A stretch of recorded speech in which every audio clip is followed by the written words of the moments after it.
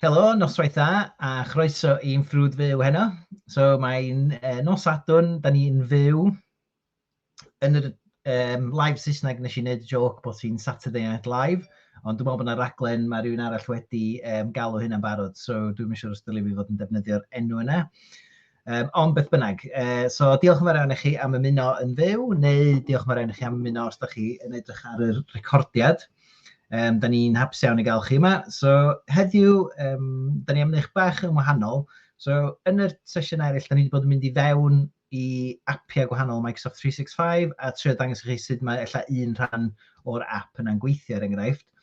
Ond heddiw, dwi am gymryd cam yn ôl a trio edrych chydig bach o lefel mwy top ar yr kind of platfform 365 i gyd efo'i gilydd.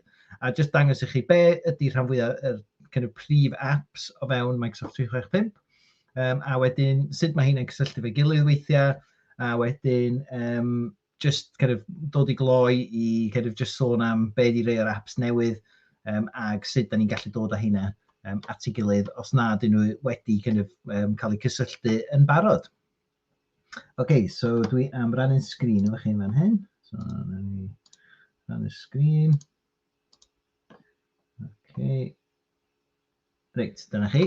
So dwi yn fyma yn ymhorth 365, ag dwi wedi dod i fyny ar y sgrin yma. Da chi'n gallu gweld yr apps Microsoft 365 yn fyna. Dwi wedi mynd mwyn cael hwn, dwi wedi mynd i all apps neu pob app yn fan hyn yn yr gornel chwith yn y gwylod. Felly, be am gychwyn?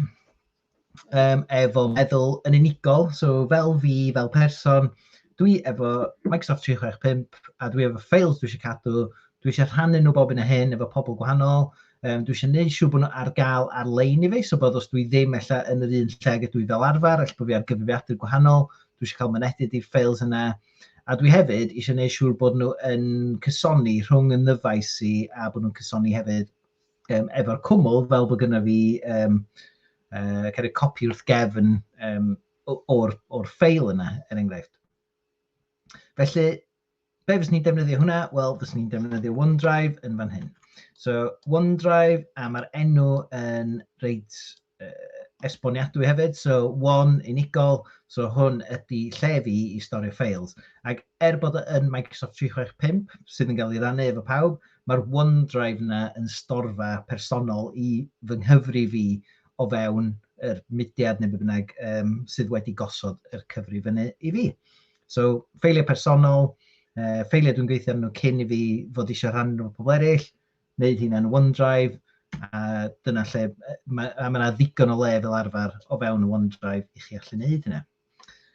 Ac just yn ola, mae'r OneDrive wedyn yn defnyddio ffeils, wel, yn Saesneg maen nhw'n galw yn files on demand i gysoni ffeils i lawr, so mae'n trio bod yn glyfar a dim ond cysoni'r ffeils na da chi'n defnyddio ag y ffeils na da chi angen cael eu cysoni i lawr i'ch cyfrifiadur. OK, so symud ymlaen i mwy o'r agwedd kind of rhannu, gweithio efo tîm er enghraifft. So be da ni'n mynd i edrych ar nesaf ydy SharePoint. So unwaith eto fel OneDrive, mae hwn yn deud ei gyd, so SharePoint. So share di gweithio efo tîm eraill, a mae gennym ni 2 brif uned o fewn SharePoint, ac y 2 brif uned yma ydy safleoedd tîm a safleoedd cyfathrebu. So mae safleoedd tîm yn fwy defnyddiol lle, er enghraifft, mae gennych chi dîm ella chydig bach llai, gallu bod yn weddol fawr, ond tîm ella chydig bach yn llai, sydd yn gweithio fe gilydd yn aml, sydd yn diweddaru gwybodaeth, ffeils a falle o fewn y tîm yna. A mae hwnna'n golygu bod y pobl i gyd yn gallu rhan fwyaf newid ffeils, diweddaru ffeils, dileu ffeils ac yn y blaen. So mae safleoedd cyfathrebu chydig bach yn wahanol, oherwydd mae safleoedd cyfathrebu yn cael ei gweithredu fel rheol gyn grŵp llai o bobl yn ganolig, ond wedyn yn cyfathrebu gwybodaeth allan i grŵp mwy eang o bobl. Ac esiampl gorau dwi'n gallu meddwl o wneud hynna ydy er enghraifft mewnrwyd o fewn cwmni.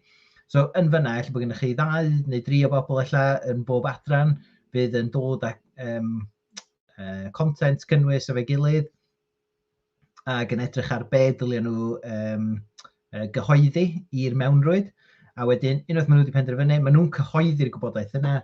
Mae'r gwybodaeth yna ar gael i bobl eraill, ond dydy pobl eraill er enghraifft ddim fel rheol yn newid y gwybodaeth yna. So mae o mwy o, dwi'n cyfathrebu hwn efo chi, ond da chi ddim yn newid o, da chi jyst yn defnyddio'r gwybodaeth yna i wneud eich bywyd chi'n haws, er enghraifft. Neu yn cael newyddion trwy'r mewnrwyd, er enghraifft, sydd yn rhwyddhau ac yn sicrhau bod gennych chi'r wybodaeth diweddara am beth sy'n digwydd o fewn eich cwmni chi. So mae hwnna'n lle neis i symud i fewn i'r app nesaf ni eisiau edrych arno fo. Ac yr app nesaf ni eisiau edrych arno fo oedd Microsoft Lists. So mae Microsoft Lists erioed wedi bod yn SharePoint. So mae SharePoint a safle tîm fel rheol efo rhestra sydd yn cyd-fynd efo. Dim bob tro, ond fel rheol mae yna restr, er enghraifft. A mae'r rhestra yn ffordd o, mae fel bas data syml mewn ffordd. So mae yna golofna o wybodaeth a mae yna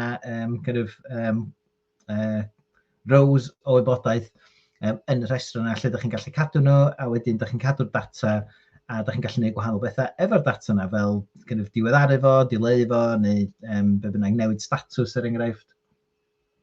Cymeradwyo ffeils er enghraifft, pethau fel yna.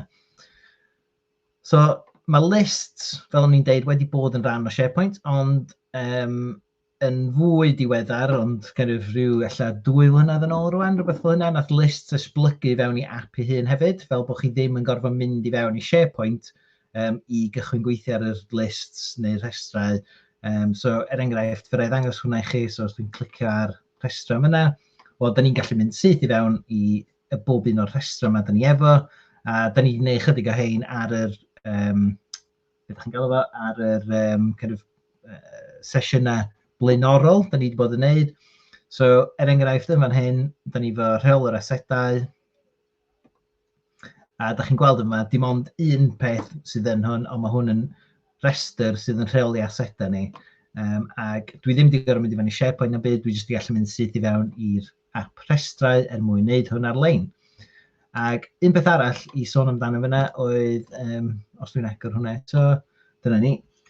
So mae yna hefyd app ar yr bwrdd gwaith i rhestrau. So mae yna rei o'r pethau yma da ni mond yn gallu cael atyn nhw ar-lein. Mae yna rei o'r pethau da ni yn gallu cael atyn nhw efo app bwrdd gwaith, a mae yna rei apps hefyd sef da ni'n gallu cael atyn nhw efo apiau ar y ffonau symudol. So mae Microsoft 365 yn gadael i ni gael mynediad at ein data mewn nifer o ffyrdd gwahanol, a hyd yn oed lle dos na ddim app, er enghraifft, mae yna fel rheol ffordd o gael ato fo ar y we. A mae hwnna'n dibynnu hefyd weithiau ar sut mae'ch sefydliad chi wedi gosod i fyny yr gallu i gael mynediad o lle bynnag. OK, so dyna ni rhestrau. So mae rhestrau'n gadael chi gadw gwybodaeth, a fel ni'n deud, rheol yr asedau yna gret, oherwydd mae jyst yn rhestr o asedau, a mae yna golofna yn gadw'r gwybodaeth gwahanol am yr asedau yna i ni. OK, so symud ymlaen wedyn i chydig o'r apiau ella bod chi'n mwy cyfarwydd efo nhw ers cyn Microsoft 365, dyddiau cyn Microsoft 365. Outlook, e-bost, so mae hwn efo llwyth o nodweddion a mae o'n symud ymlaen trwy'r amser, gret i edrych ar e-bost chi, calendar chi ac cysylltiadau, a mae yna hefyd o fewn Outlook, mae o wedi cysoni yn agos iawn efo to-do.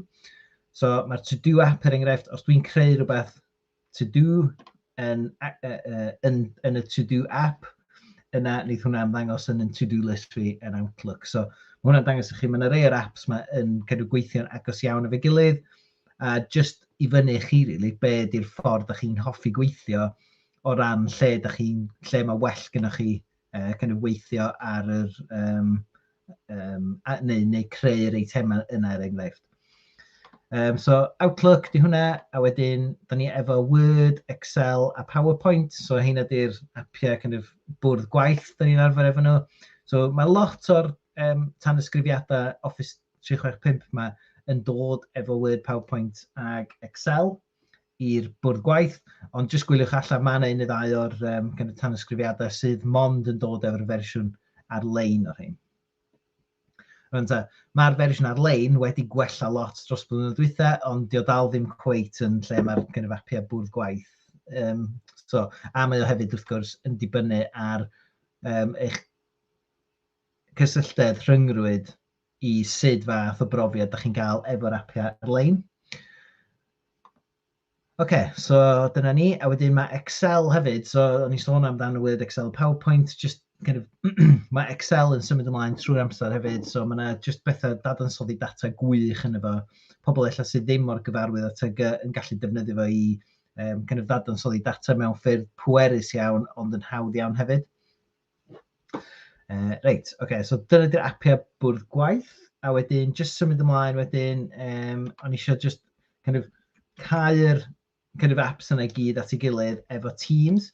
So, da ni gyd, dwi'n meddwl erbyn hyn, ar ôl yr pandemig yma, neu yn ystod y pandemig yma, da ni gyd yn gwybod am Teams, oherwydd hwnna sydd wedi bod yn dod â tîmau gyd at ei gilydd efo'u cyfarfodydd rhithiol, ond hefyd mae hwnna'n adeiladu mae'n defnyddio SharePoint a OneDrive mwyn storio ffeils, enghraifft, a mae bob un tîm efo safle SharePoint tu ôl iddo, dyna sut mae'r ffeils yn cael eu storio. Da chi'n gallu defnyddio PowerPoint, Excel, Word, sydd o fewn Teams. Da chi ddim yn gorfod gadael Teams i gael hwnna i weithio. So mae Teams really yn dod â bob peth at ei gilydd.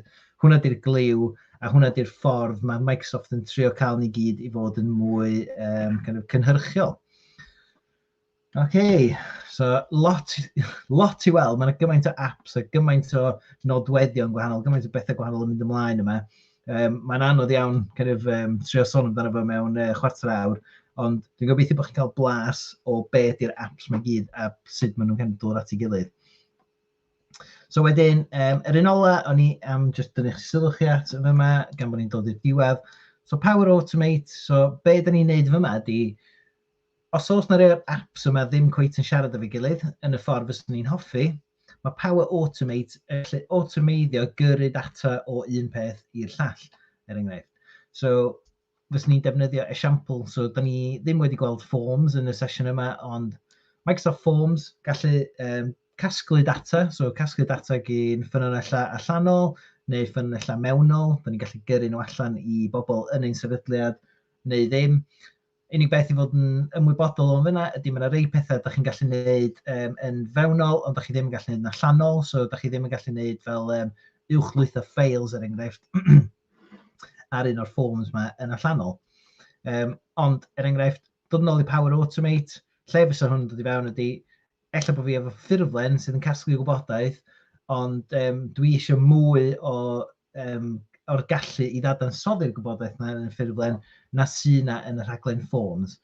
So be fyswn ni'n neud wedyn ydy defnyddio Power Automate i yrru data o'r Forms yma. So fel mae'r form yn cael ei yrru fewn, fyswn ni wedyn yn gallu gyrru'r data yna i gyd yna i Excel neu i rhestrau enghraifft, a swn ni'n gallu defnyddio teclynnau eraill wedyn i gael at y data o fewn Excel ac o fewn rhestrau.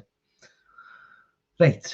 So, dyna ni yn gyflym iawn rhai'r prif apps sydd yna yn Microsoft 365. So, oedd hwnna yn rhywbeth cyflym iawn i ddweud y gwir, i gymaru efo beth sydd yna, ac dwi ddim wedi gallu cael ei fewn i lot o fanylder ar beth sydd yna, ond gobeithio bod chi'n gallu gweld o'i gyd efo'i gilydd a beth yw'r apps gwahanol yma, sut maen nhw'n dod at ei gilydd ar lefel uchel iawn.